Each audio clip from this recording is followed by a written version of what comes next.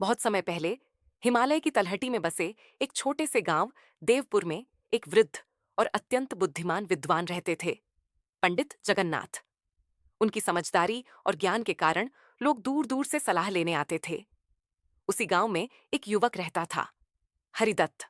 मेहनती था, पढ़ा लिखा था, लेकिन उसमें एक बड़ी कमजोरी थी, जल्दी गुस्सा हो जाना। छोटी छोटी बातों पर वह क्रोधित हो जाता, लोगों से कठोर शब्द कह देता और बाद में पछताता भी था। धीरे धीरे उसके रिश्ते कमजोर होने लगे, परिवार परेशान रहने लगा और उसका काम भी प्रभावित होने लगा। एक दिन पड़ोसी से मामूली सी बात पर उसका बड़ा झगड़ा हो गया। उसे महसूस हुआ कि उसका गुस्सा ही उसकी सारी परेशानियों की जड़ है। वह सीधा पंडित जगन्नाथ के पास पहुंचा। हरिदत्त ने विनम्रता से कहा, पंडित जी, मुझे गुस्सा बहुत आता है। मैं सुधारना चाहता हूं, कृपया मेरी मदद कीजिए। पंडित जी मुस्कुराए और बोले, मैं तुम्हें एक तरीका बताता हूं, पर इसे निभाना आसान नहीं होगा। उन्होंने हरिदत्त को एक लकड़ी का डिब्बा दिया। डिब्बे में लगभग 100 कीलें थीं। पंडित जी बोले, जब भी तुम्हें गुस्सा आए, एक कील निकालकर गांव के बाहर लकड़ी की बाड़ में ठोक देना। यह अभ्यास रोज करना। हरिदत्त ने उनकी बात मान ली। पहला दिन आया, गुस्सा हुआ और उसने 6 कीलें ठोक दी। हर कील के साथ उसे महसूस हुआ कि वह कितनी जल्दी गुस्सा कर बैठता है। कुछ दिन गुजरे।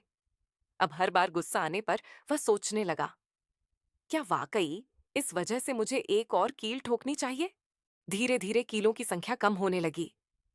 कुछ हफ्तों बाद एक दिन ऐसा आया जब पूरे दिन उसे एक भी कील नहीं ठोकनी पड़ी। खुशी से भरा हरिदत्त पंडित जी के पास पहुंचा। पंडित जी बोले, अब दूसरा काम करो। हर दिन जब तुम बिना गुस्सा किए दिन पूरा कर लो, डिब्बे से एक कील निकालकर मुझे दे देना। दिन बीतते गए। हरिदत्त खुद में बदलाव देख रहा था। कुछ समय बाद उसने सभी कीलें पंडित जी को लौटा दी। पंडित जी ने कहा, अब मेरे साथ चलो।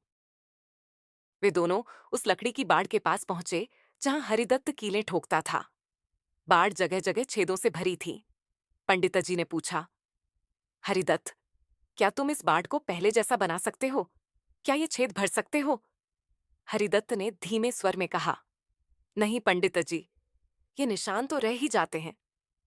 पंडित जी ने कहा, बिल्कुल ऐसे ही गुस्से में बोले गए कठोर शब्द भी लोगों के दिल पर निशान छोड़ जाते हैं। चोट भर जाती है, लेकिन छाप हमेशा रह जाती है। हरिदत्त की आंखें नम हो गईं। उसने वचन दिया कि अब वह अपने शब्दों से किसी को भी दुख नहीं पहुंचाएगा।